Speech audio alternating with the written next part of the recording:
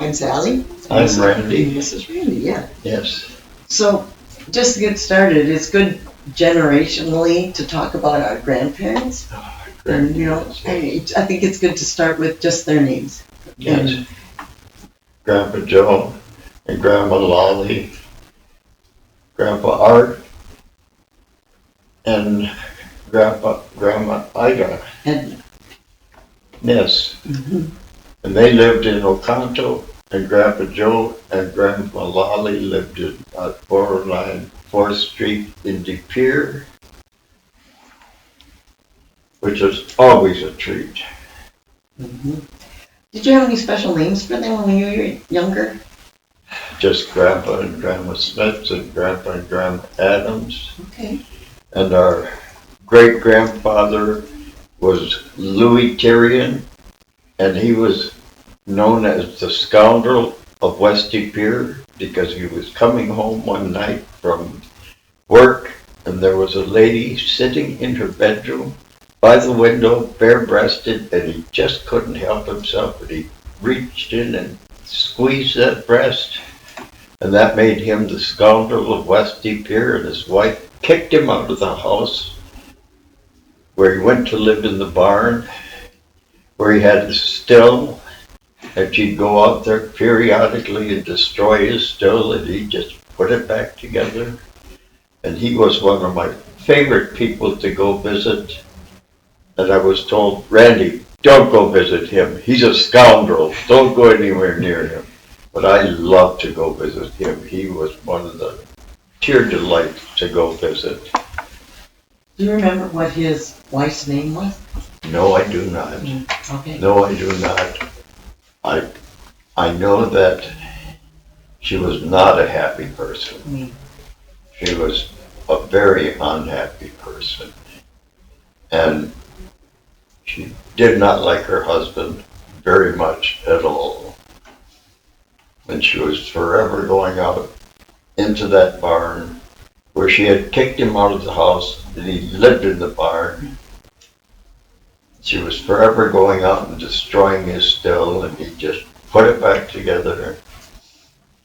But he was, in my opinion, one of the nicest people you could ever meet. Did you know any of Grandma and Grandpa Adams? Their parents, or maybe you know names or something like that? I remember Grandma Adams' brother Buford. I only met him once. He lived in South Carolina, I believe. And he was a blowhard. He had all kinds of stories to tell you. And Grandma would say, that's not true. No, that's not true either. What was his last name? Was he a Meisner or Kellogg? He was a Meisner. Okay. Yes. That was Grandma's maiden name, wasn't it? Yes. Okay. Did you know anything about Grandpa Adams, any of his? No.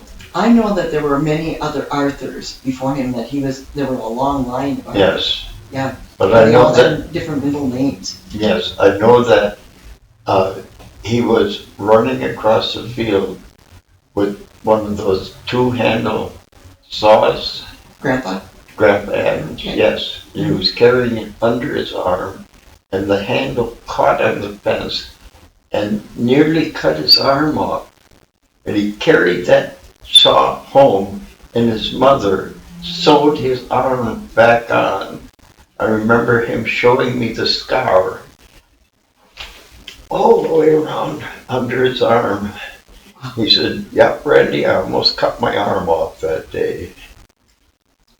So those are great stories about some of our, Grandma and Grandpa's brothers and parents. And Grandma Adams was a distant niece of Jefferson Davis of the Confederacy, because Jefferson Davis sent all of his family up to Canada during the Civil War to get them out of the South, get them away from any danger.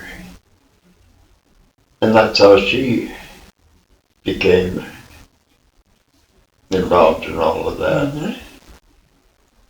But they never talked about any of that. No. No, well, not till later. Then I heard some discussion about that being part of our history. What about our aunts and uncles?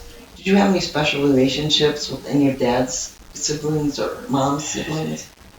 Uh, I remember when Mom and Dad sent me up to stay with Grandma and Grandpa Adams because they wanted to help out when Mom was having a nervous breakdown. Mm. So they sent me up to stay with Grandma and Grandpa Adams. Didn't tell me anything about it. Mm. They just sent me up there to stay with them. And then Bess would try to draw pictures of me, but I wouldn't sit still and she would laugh. Look at this, I tried to draw a picture of you, just won't sit still.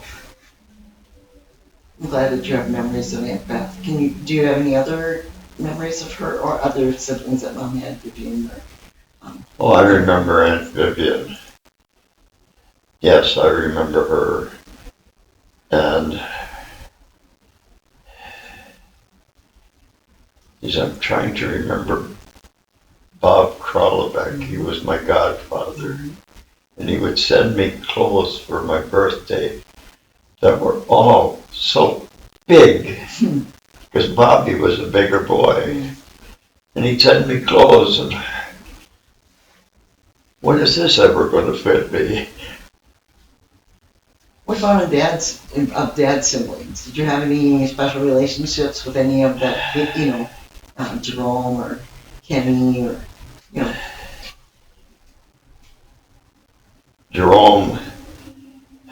Jerome played the saxophone with polka bands. And Auntie Nola, she was the most beautiful girl when they were in high school. And our father played the Grand Executioner in the play that they put on, the Mikado. And Ma painted the scenery, and Pa was the Grand Executioner. And he said he did fine when he had makeup on, singing to Auntie Nola, who was the most beautiful girl at that time. So that's a special memory. I remember Dad talking about the Mikado and how much that impacted his life. And Prop and Anna, Yeah. and how he was so wonderful. But other than that, I'm sure you have some stories about Mom and Dad. Maybe you can talk about one particular story about each of them that sticks in your mind as maybe a happy memory for you. Mom and Dad. But Dad was most of the time very unhappy with me. Well, I was named after him. And that didn't go over real well with him. He was forever being angry with me until I went into the Marine Corps. And then when I went into the Marine Corps, he was happy with me. I came home from boot camp and the visor on my barracks hat was spit shined. And he just reached up and grabbed a hold of it, and all that spit shining on that visor was totally ruined by him grabbing a hold of it like that. So what about Mom? Any special memories about Mom? Oh, Mom. Sure. Mom was a very confused, very high-strung woman. I remember when we lived in Norway, she had a table and chairs that she painted bright red, and when she was done painting it bright red, she was broken-hearted. She didn't like it at all. And Pa came home, "Oh, it's okay, Junie, I'll take care of it." He went down, got some gray paint, painted the whole thing gray. "See, it's all right, it's all taken care of." But Ma was so high-strung.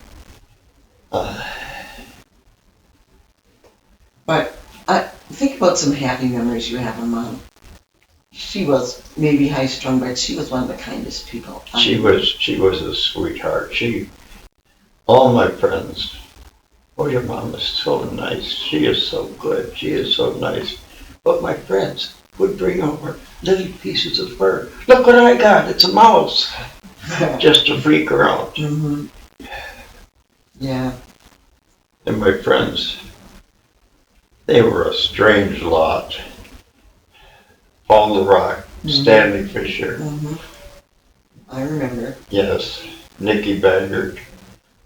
So do you remember any stories about when you were born? Just anything that you can tell us about the day you were born and the year and all of that kind of information. That would be great. I know that when Susan was born, Pop pulled Ma on a sled to the hospital. The hospital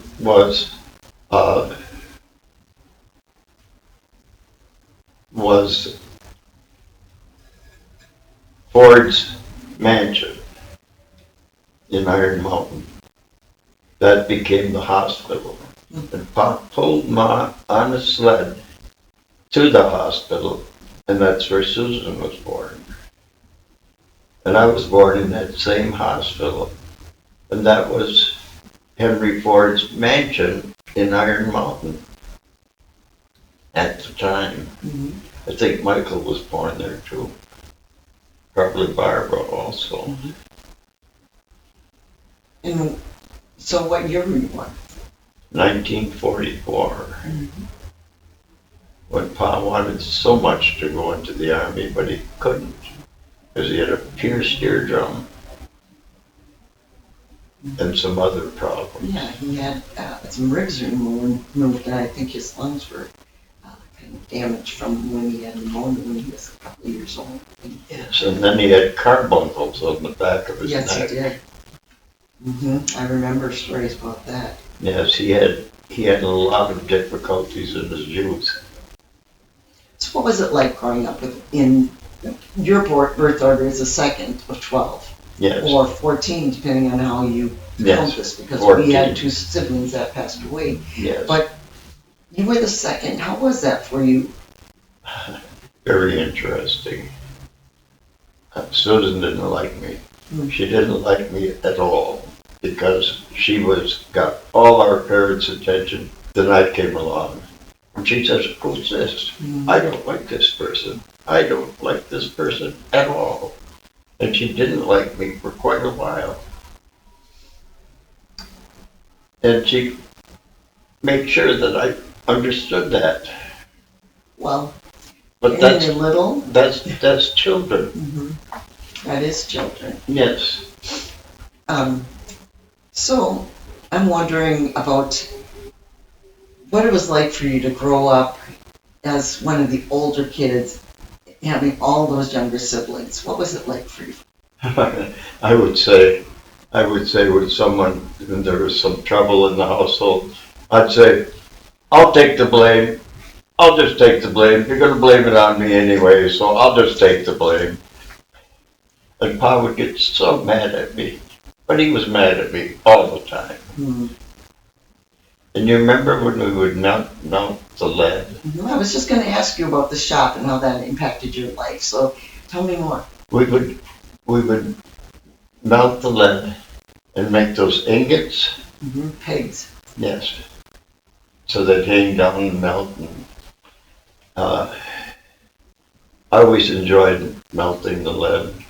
I always enjoyed doing all of that. Mm-hmm. And bringing those ingots down into the basement so they could melt them into that. It's a linotype.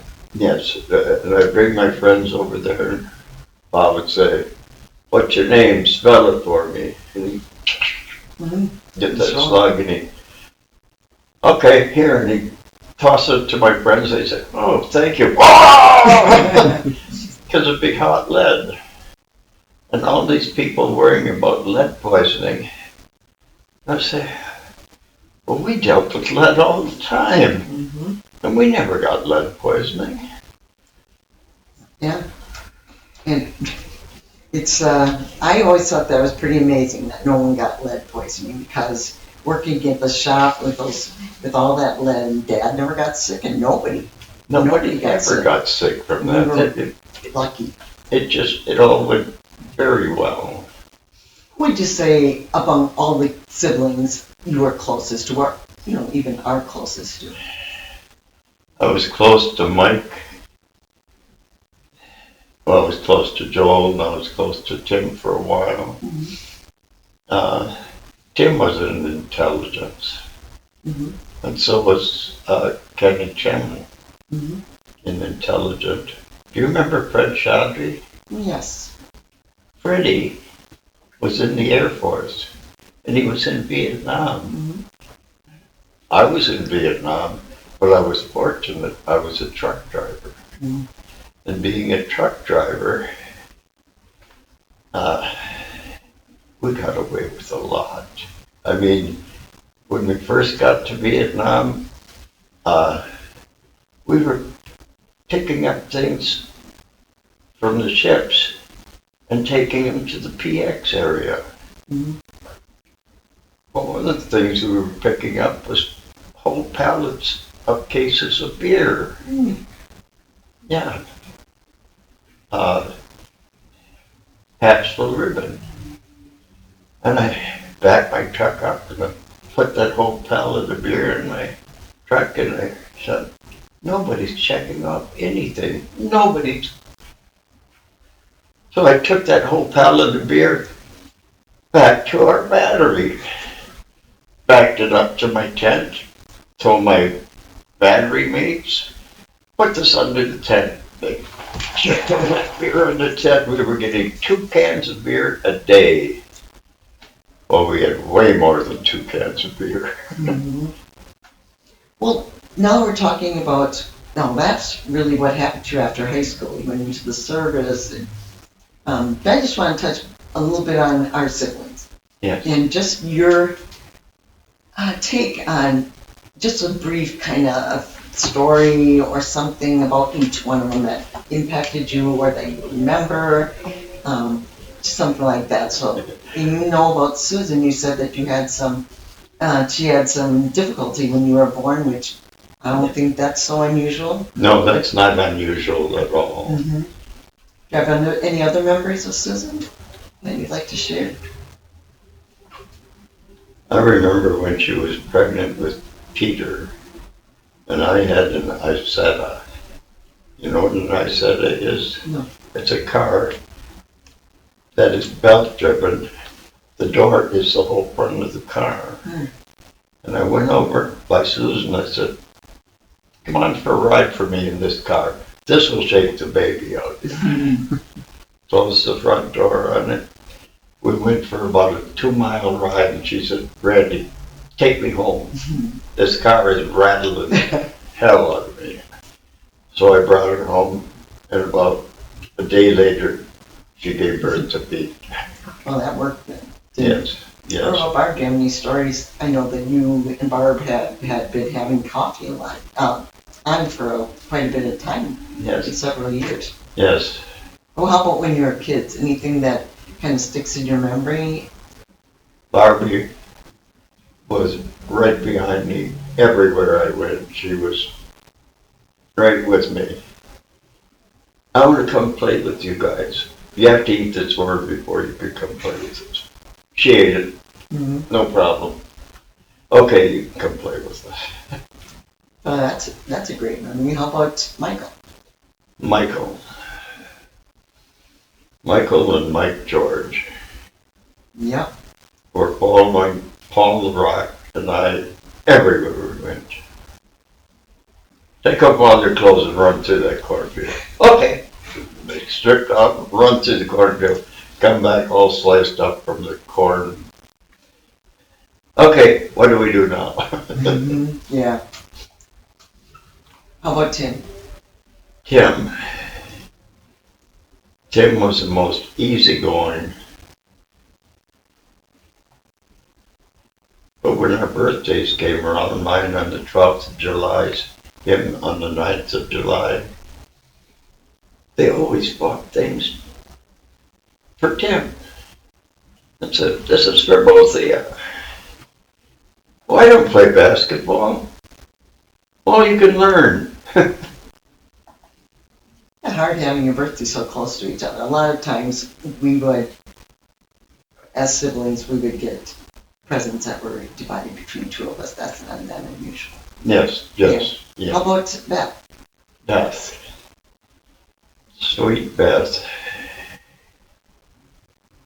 I remember she had long ringlets, and we were going to have her picture taken. And she took scissors and cut all those ringlets off. And Mom was so beside her.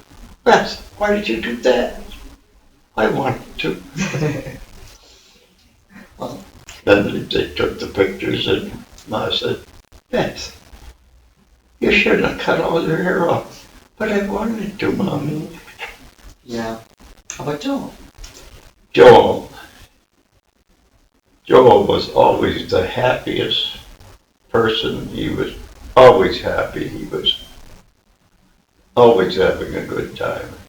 No matter what was going on, he was always enjoying himself. He was always happy, no matter what was going on. I know I came back, I was living in Vero Beach. I was on a kick to building muscles.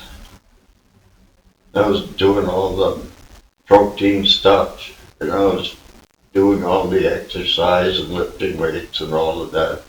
And I built myself up pretty good. We came to Green Bay for 2 weeks. All that muscle that I had put on just fell off of me. I went back. Lana said, "You're going to do it again?" I said, "Not a chance." No, that was way too much to do. And I was working for Bell Brothers Shoes at the time. And they transferred me from Vero Beach to Clearwater. And I took over that store in Clearwater. And then I quit Bell Brothers Shoes and went to work for Barron's Men's Clothing in the shoe department, selling very expensive Italian-made shoes.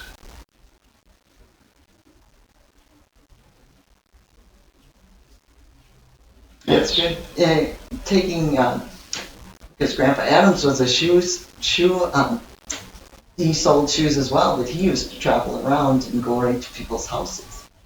So kind of following Grandpa's footsteps. Yes, Footsteps, like. yes. And when I told him I was driving a Buick Riviera, a '64 Buick Riviera, and I went and picked him up. He had dropsy. That's when the fluids fills up down in your ankles. Yeah. And I was taking him to the doctor. I said, "Look, Grandpa, I'm driving the Buick just like you used to drive." "I don't want to talk about it." He was so grumpy, so grouchy. So just kind of getting back to siblings. Yeah. I'm just kind of moving along a little bit there. I have some memories of the two of us, and I wonder what you have that you might want to share about. I remember you being out in the garage, banging on the workbench. Yep, that's my same memory. I said, "It's going to be okay. Don't worry about it. Everything is going to be okay." Yes, I remember that real well. Do you remember why I was out in the garage, hammering on that? You were making something in the kitchen and it didn't turn out right. My memory is, because I sat next to Dad on one of the corners. Whenever we would have company, they would sit next to whoever, but our table was full. Yes, So if another person came, somebody had to get bumped. yes, And you know who that somebody was? Me. yes. I got bumped. I was sitting at the counter and I couldn't take it anymore. I went out to the garage, and that's why I was pounding on that. And you came out. That's exactly what happened. You said it's gonna be okay. Yeah. And that's exactly what happened. Yes, I remember that really well. Yes. That was my same memory. How about Mary Jo? Mary Jo, what a sweet little lady she was. And she had diabetes. And I got a letter from Ma telling me that Pam had diabetes and then Mary Jo had diabetes. And they sent her to stay with Sue because they were trying to figure out what was wrong with Mary Jo. And Mary Jo said, Susan ironed everything. She was ironing underwear. She was ironing undershirts. She was ironing everything. And Mary Jo was saying to herself, what's wrong with her? And she's ironing all this stuff. What's the matter with her? Well, she was kind of a perfectionist, so yes, she wanted everything to be. She sure was. And our mother ironed everything too. I don't know about underwear, but I remember when I got to be a teenager and ironing hankies and pillowcases. Well, I don't know that I ever went close to that thing, but I remember ironing with the ironing board and the iron. The ironing board that came out of the wall. Mm-hmm. What about Teresa? You have any special memories about our Teresa? Susie and I picked up Teresa. Mm-hmm. Went and got her a malt. Teresa poured that malt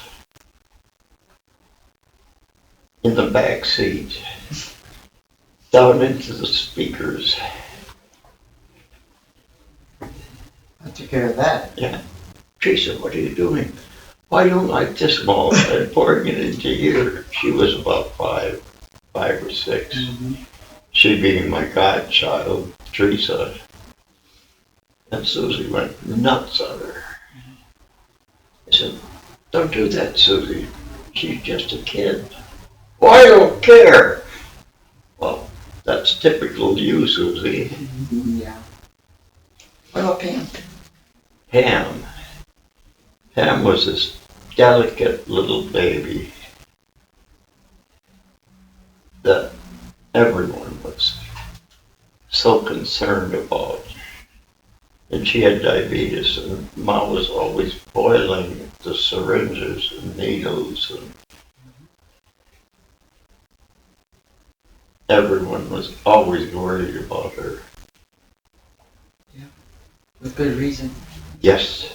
Very good reason. Yes. Diabetes can be a rough one. Mm-hmm. Yeah. Yes, I have it. Mm-hmm. I have an insulin pump, which they just replaced for me a couple of months ago, and then they informed me, oh, we got a new one coming. We're going to replace that one that you just got. Oh, thank you very much. Mm-hmm. So, you talked about Lana, yeah. And you talked about Susie. Yeah. Tell us, I don't want to say who was your favorite or whatever, but maybe you could tell us about when you were the happiest in your life, whether it was with Lana, whether it was with Susie, whether it was with Lynn. What? I was happy with all of them. Okay. There was Susie, or there was Mickey in the Orient. Then there was Susie. Then there was Lana.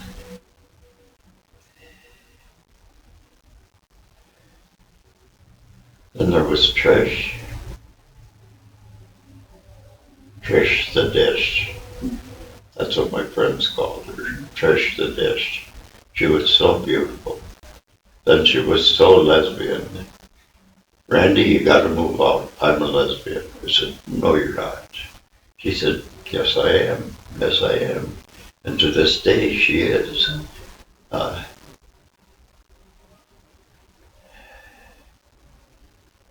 And Lynn. And Lynn, yes.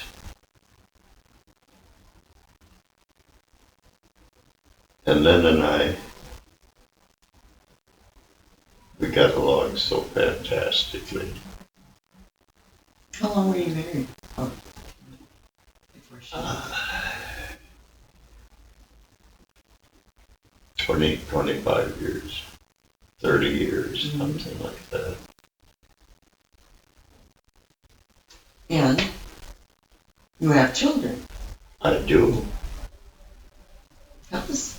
I have Scarlett, but she won't have anything to do with me. Scarlett won't. Therefore, Ben won't. And Ben has his doctorate now. And his wife divorced him. And he sold that big house that they bought. And then you have a son. I have a son, Randy, who lives in Colorado Springs. So as soon as we're done painting Palm Bunyan, I'm on my way there Okay. to go visit him. And you're visiting him, and also you have Sebastian. And Sebastian's wife is pregnant. That's very cool. So great grandbaby's coming. Very cool. And Trinity wants to have babies. And Ellen wants to have babies. And Caitlin, who had her tubes tied, wants to have another baby now. And they're going to do it in vitro. And their mother is? Erin. And Erin is? Who's Erin's mother? Erin's mother Is Lynn. is Lynn. Yes. And Lynn had 2 children, right? Yes. Erin and Corey. Erin and Corey, yes. And Corey died at 38. And when he was younger, he suffered from leukemia, didn't he? He had leukemia, and then he had a bone marrow transplant. When they were just figuring out bone marrow transplants, they stood him in a room with lead weights in front of his lungs and hit him with radiation, way too much radiation. And that's why he only grew to be 4'9". And the ladies at Julie's Cafe all remember him because he used to come in there and have breakfast with me. And they all liked him so much, especially for his tattoos on his face.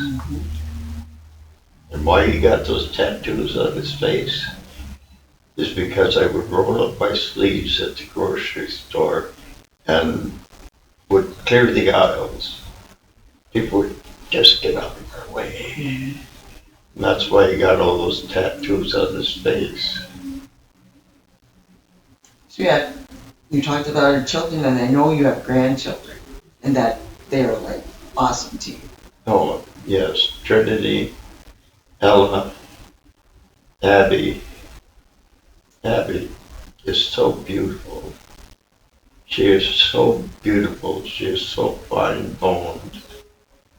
And she's also a painter, an artist. And she is way ahead of me. She does such beautiful artwork. That's very nice. Yes. And great-grandchildren? Great-grandchildren. There's Kayla, which is Ben's granddaughter.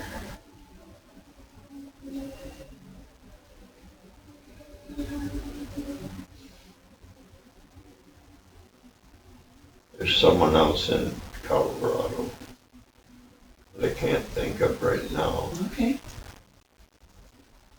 Well, when you were younger, did you ever play a prank on anybody? Maybe when you were younger, but anytime. You ever play a prank on anybody or have anybody play a prank on you that you remember? Not at the moment. No. Okay. I'm not coming up with any. Just, But pranked people as kids.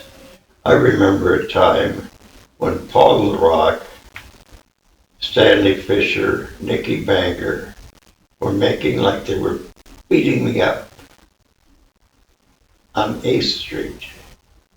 And a car stopped, and they all ran away and left me there to explain to them, these people, what was going on. Well, they weren't really beating me up. We were just seeing if anyone would stop. The guy said, well, that's stupid. I said, yes, it is. Of all the things, what would you say is your greatest achievement in life besides your children? My greatest achievement in life is the murals I painted, the artwork I've done, and of course my children and grandchildren. Mm-hmm. If you could have one thing in your life different, what would it be? One thing different in my life.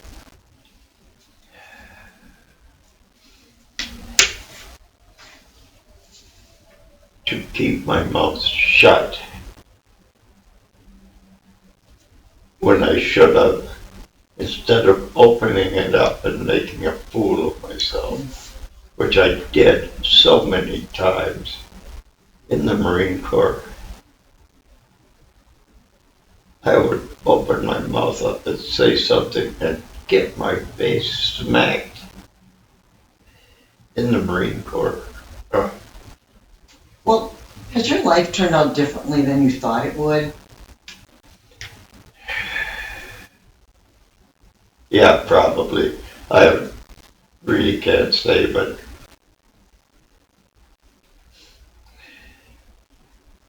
I have no idea. Mm-hmm. What, if you could ask Mom or Dad one question, what would it be? Why did we have so many kids? No, I know why we had so many kids, because they saw a movie when they were teenagers at Cheaper by the Dozen, and that's when they decided to have 12 kids. And they went ahead and she was pregnant 19 times. They had 14 kids, and 12 of us survived. Can you say? Yes, If you have one thing you could tell future generations about me, what would it be? Tell future generations Mm-hmm. about me. Mm-hmm. Live up to whatever you say and do the best you can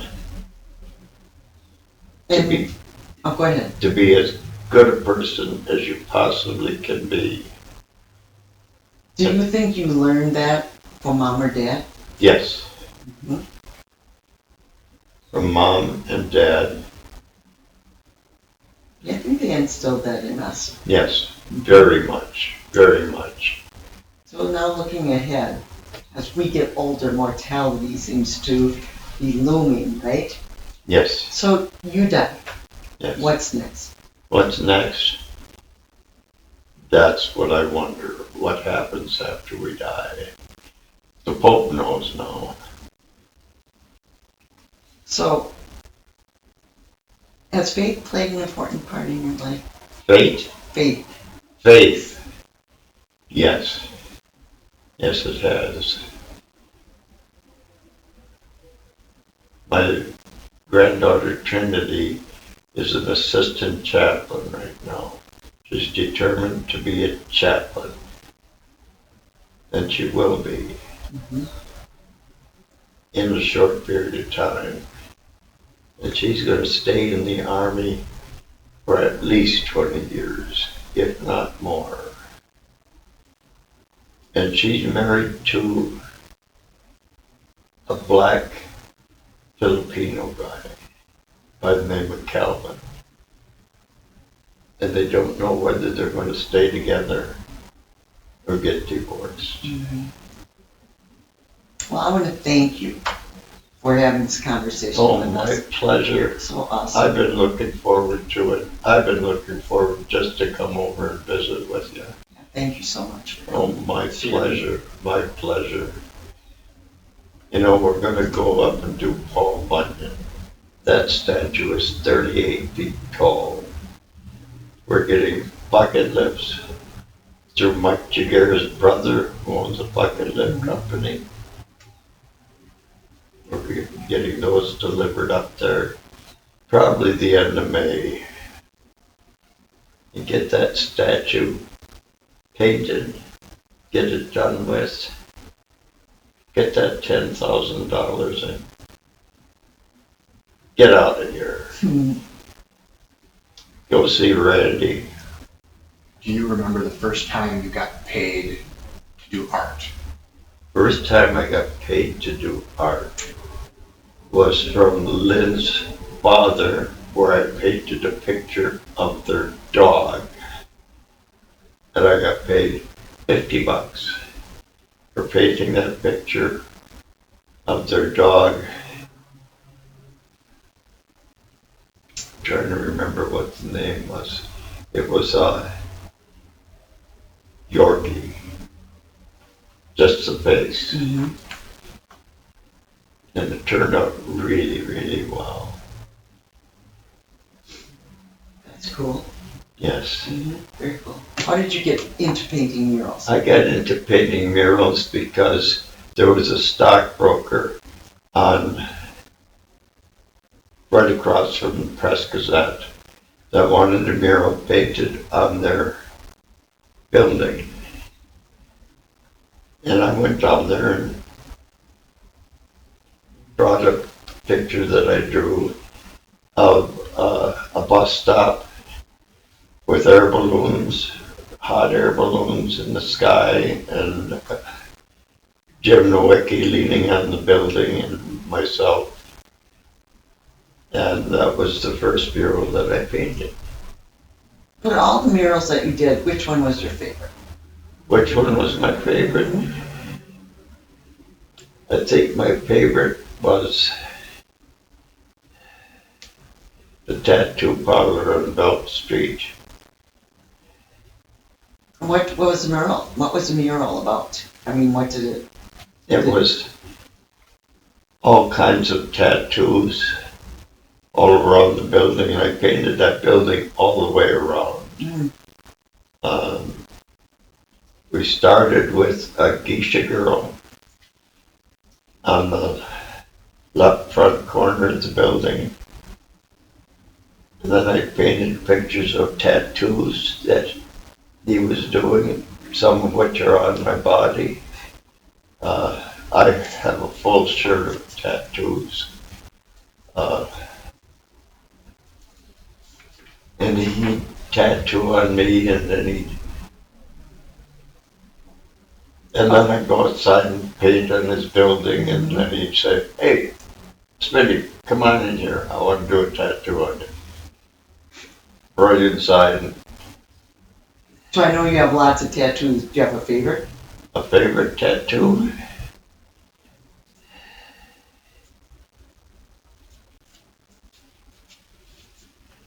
This is my daughter's name. And when she was born, that's one of my favorite tattoos. Okay. But I have lots and lots and lots of koi fish. No. Yes,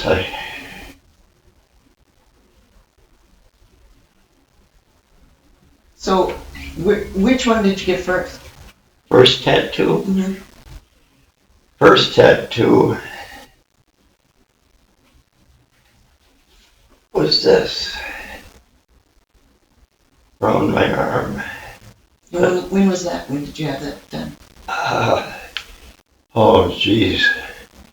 45, 50 years ago. At Garrett Flats on Washington Street.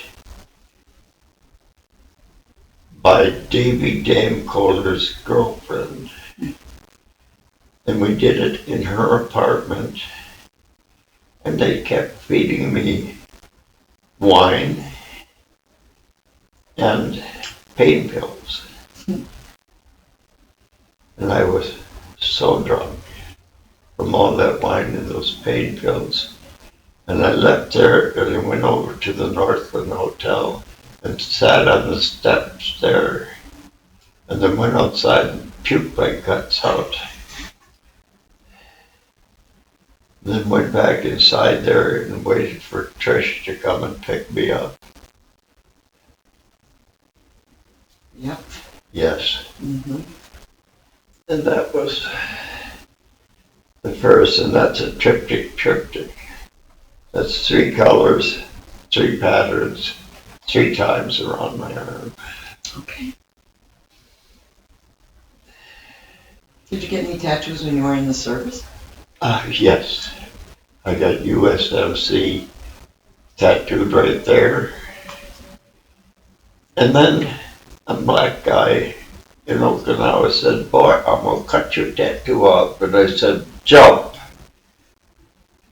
They pulled out a switchblade, or not a switchblade, but a straight razor, and sliced right through the middle of it.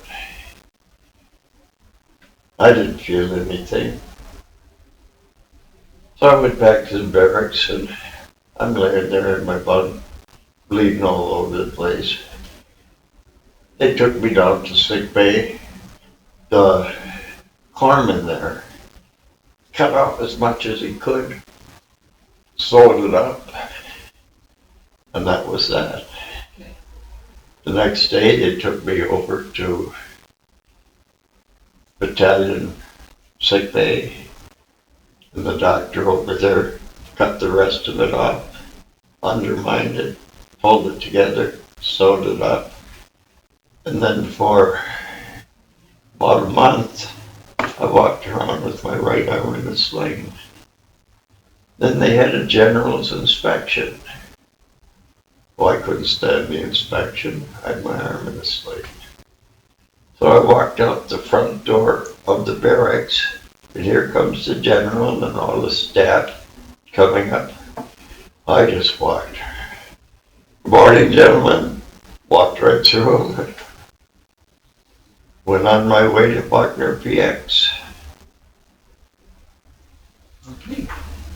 Do you have any good hitchhiking stories? You told us you hitchhiked from after you were on your way to see Mom. I hitchhiked to Florida to see my kids. And then I had really no reason to come right back to Green Bay. So I hitchhiked around the country selling my ink sketches out of my sketchbook. I left with about $3 in my pocket. I came back with more than $600. Reestablished my trust in humanity. I hitchhiked all over the country, selling my sketches, staying at the people's houses that picked me up hitchhiking, and making money that way. Then I came back to Green Bay. I was living with, I can't remember his name right now, but I was living on Deckner Street.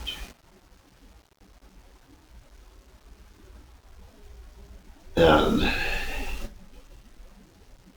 I lived there for another couple of months.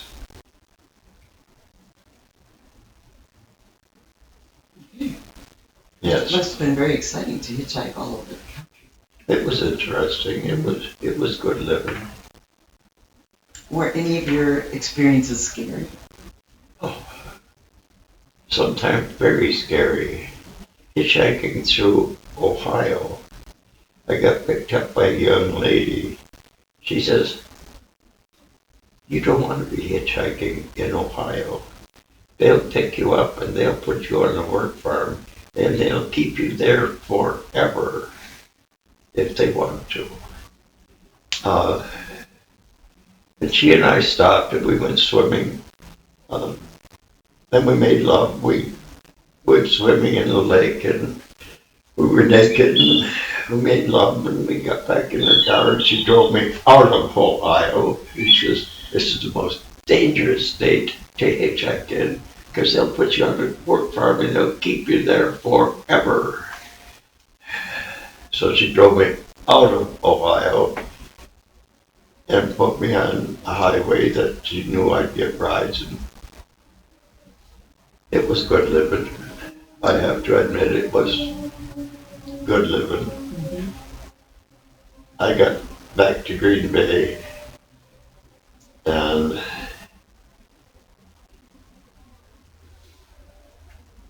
I stayed there for a couple months more. So, you've told some really great stories, and I really appreciate that. You're 80 years old. I am. What is it like being 80 years old? It is great. I have to admit that being 80 years old, it's like being 29. I have to admit, 80 years old, Yeah, must be great. it's no problem. I have no problem with being 80 years old. Well, the alternative isn't that great. Yes. I don't want to be dead. No.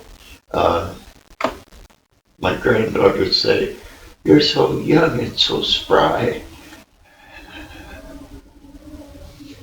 Well, I'm just a happy guy. That's all there is to it. I'm just a happy person. And And what could be better than that? yes, really. My great grandson, Opie, just loves me to death. And I'm no longer Oompa, I'm Gumpa. And that's tremendous. And on the 10th of next month, Ella gets married, and then her husband heads off to Kuwait. And he'll be there for near a year. And I'm not too happy about that. But Gavin is a tremendous guy. They went to see Ella's father, told him that they were getting married, and he, just the butthole that he is, just gave him all kinds of grief about them getting married. I don't want you getting married. That's too bad. Yes. That's too bad. Life is too short to be doing that kind of stuff. How much more painting do you have in you? In me? Yeah. A lot. Okay. Yes. I have a 1 foot square canvas on my easel that I have to finish for Abby. Abby's painting up a storm. She is very talented. How did you learn to paint? Did you have a mentor or? Aunt Beth, when I stayed with Grandma and Grandpa Adams, Aunt Beth was forever painting pictures and forever trying to draw me.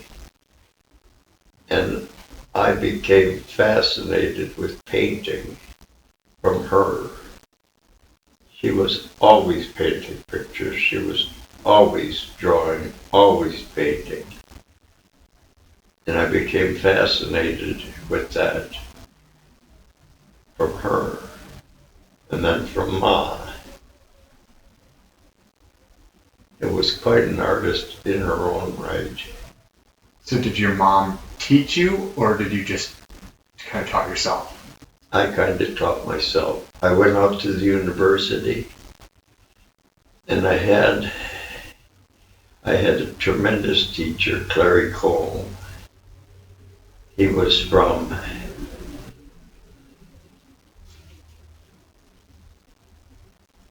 I can't remember, he was from Africa.